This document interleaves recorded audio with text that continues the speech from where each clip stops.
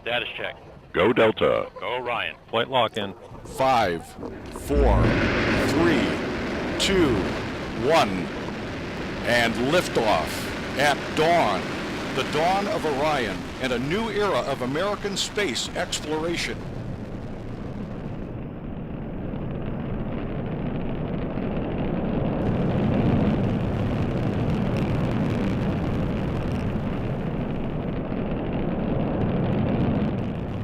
One of the things I get asked, when people ask me, when they hear that I work on the Orion program, they ask me, of course, what is that?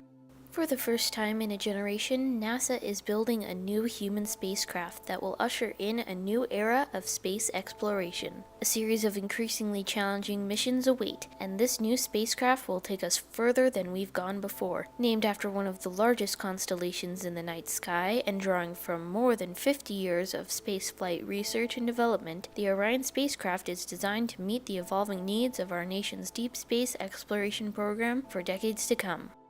GSDO is the Ground Systems Development and Operations Program. Basically, it is responsible for launching and recovery of the Orion spacecraft and the SLS rocket. So facilities here at Kennedy include the VAB, the launch pads, the crawler, the mobile launcher, and all the facilities that are responsible for building up the rocket and the successful launch. Well, the goal is to sustain, our astronauts beyond low Earth orbit, okay? And it's really a transportation vehicle.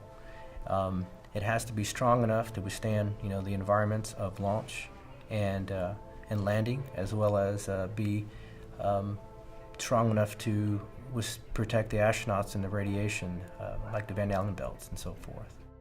Well, the main challenge is the weight, keeping the weight of Orion to the minimums possible. During the Apollo era, the spacecraft weighed approximately 8,000 pounds and was a fraction of the size of the Orion spacecraft. The Orion is significantly larger and significantly heavier, providing us loads challenges and logistical issues. And we are stressing our vendors throughout the country to make things as light as possible, yet as strong as possible. They've never had to build certain components, to the specifications that NASA is driving them to. There's always potential for something to happen with the spacecraft at landing. I mean, you are landing basically 25 miles an hour into the water. And it is possible, of course, to land upside down. While not a malfunction, 50% of the Apollo recoveries wound up in stable 2, which is basically the upside down position.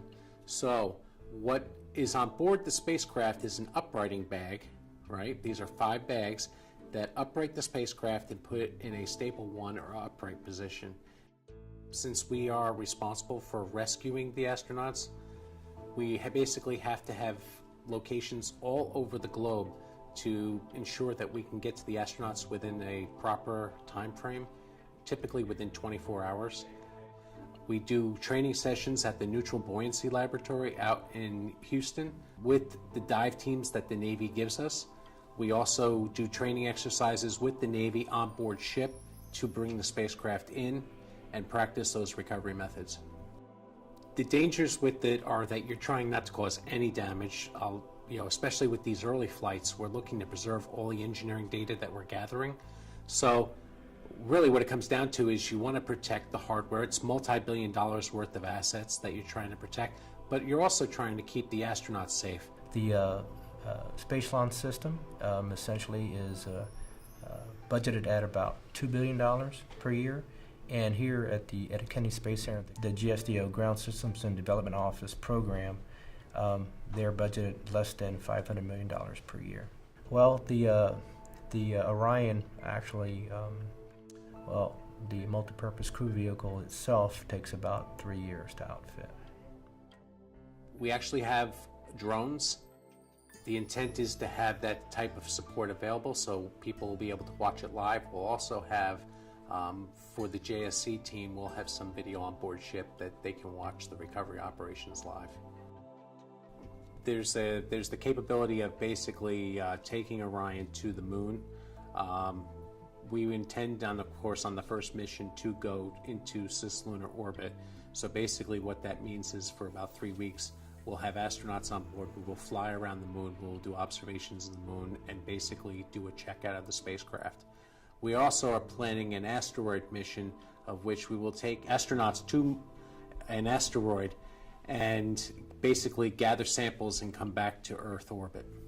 NASA is at the liberty of the American people and our Congress. So we are the people's agency. Whatever our country wants us to go do, we'll go do it.